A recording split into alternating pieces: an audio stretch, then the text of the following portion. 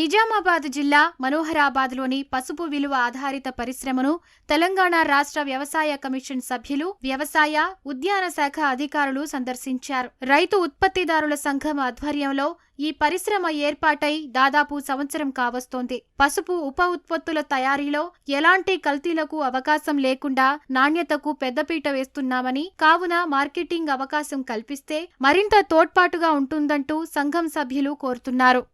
రైతులు పండించిన పసుపు పంట, దానికి సంబంధించిన ఇండస్ట్రీ చూడడానికి వచ్చి ఇవంతా పరిశీలించడం జరిగింది. రైతులతో మాట్లాడడం జరిగింది.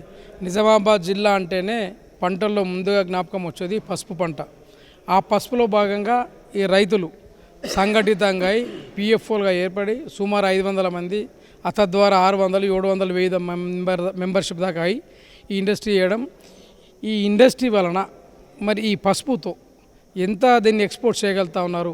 ఇక్కడ సీడ్స్ తయారు చేసి సీడ్స్ని కూడా బయట జిల్లాలకు పంపించే విధంగా కృషి చేస్తూ ఉన్నారు. వీరు చేస్తున్న ఇండస్ట్రీ డెవలప్మెంట్ కొరకు ఏమేమి అవసరాలు ఉన్నాయి, వీరు ఏ విధంగా ప్రభుత్వం తోడ్పడితే ఇంకా ఇటువంటి ఈ పసుపు ఆధారిత పంటల్ని పెంచడానికి ఏ విధంగా ఇంకా ప్రభుత్వం సహకరిస్తుందో అనే విధంగా రైతులతో చర్చించడం, మాట్లాడడం జరిగింది. వీటన్నింటినీ మా రైతు పక్షాన, రైతు కమిషన్ పక్షాన పెద్దలు, రాష్ట్ర ముఖ్యమంత్రి వారికి నివేదిక కూడా ఇస్తామని ఆలోచన చేస్తూ ఉన్నాం.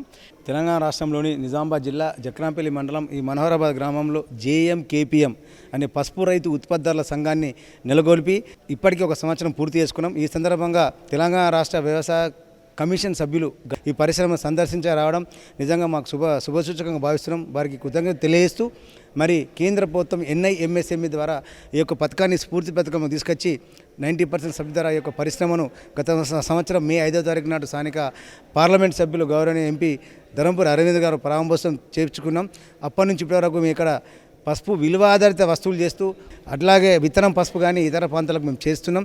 మేము పండించే పసుపును విలువ ఆధారిత చేస్తున్నాం. దీన్ని మీరు మార్కెటింగ్ చేసే అవకాశం మాకు కల్పించండి. ప్రభుత్వ సూచన మేరకు మేము ఏ రకంగా అంటే ఆ రకంగా తయారు చేసేందుకు సిద్ధంగా ఉన్నాం.